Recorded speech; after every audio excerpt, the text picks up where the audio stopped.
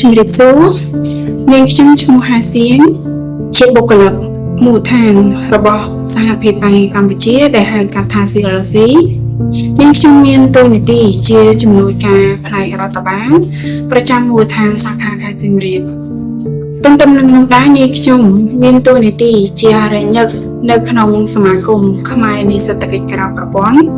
ដែលហៅកាត់ជាភាសាអង់គ្លេសថាខ្មែរ AI នាងខ្ញុំបានចូលបម្រើការងារនៅមូលដ្ឋានរបស់សហភាពការងារកម្ពុជាអស់រយៈពេលជិត10ឆ្នាំហើយកន្លងមកខ្ញុំបានធ្លាប់ចូលរួមជាសកម្មភាពមានសកម្មភាពចោះចងក្រងដោះស្រាយវិវាទតាមគោលដៅហើយនឹងសម្របសម្រួលផ្នែករដ្ឋបាលប្រចាំមូលដ្ឋានតែម្ដងក្នុងនាមខ្ញុំជាបុគ្គលិកមូលដ្ឋានរបស់សហភាពការងារកម្ពុជានិងជាថ្នាក់ដឹកនាំសមាគមខ្មែរនៃសេដ្ឋកិច្ចក្រៅប្រព័ន្ធបញ្ហាប្រឈម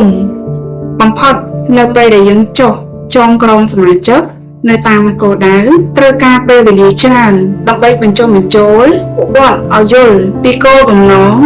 និងទស្សនវិស័យរបស់សមាគមឲ្យកាន់តែច្បាស់បញ្ហាប្រឈមពាក់ព័ន្ធនឹងការដោះស្រាយវិវាទក្នុងនោះដែរគឺយើងពិបាកក្នុងការសម្របសម្រួលសមាជិកខ្លះដែលគាត់មិនសហការគ្នាគាត់មិនសាមគ្គីគ្នាជាក្រុមពេលខ្លះក៏ត្រូវបានសន្តិសុខគាត់ទេមកមន្ត្រីការងារយើងដើម្បី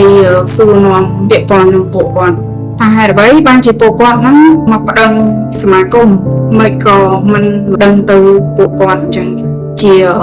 សន្តិសុខជាងការវិទីអ្វីដែលយើងលើកឡើងបានបង្ហាញជូនទៅសន្តិសុខគឺមានន័យថាពួកគាត់គឺជាសមាជិក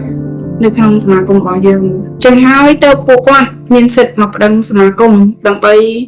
ចូលរួមក៏ដូចជាដោះស្រាយជូនពួកគាត់នាងខ្ញុំមានមោទនភាពណាស់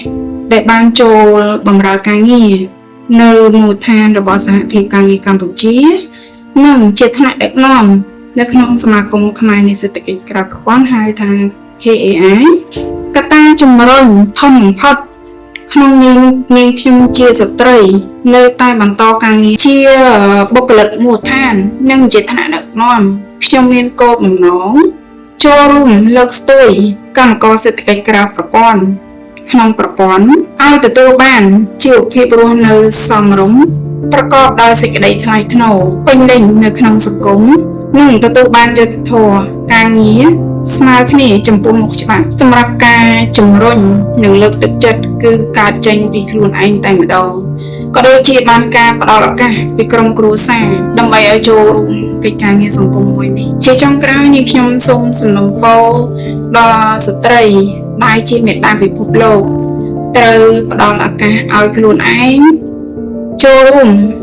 កិច្ចការងារសង្គមខាងក្រៅឲ្យបានច្រើនដើម្បីទទួលបានចំណេះដឹងក៏ដូចជាជួយការងារសង្គមមានតែស្ត្រីគ្នាឯងទេដែលយល់ពីស្ត្រីគ្នាឯងពីព្រោះស្ត្រីនិងបុរសគឺជាដៃគូអភិវឌ្ឍនៅក្នុងសង្គម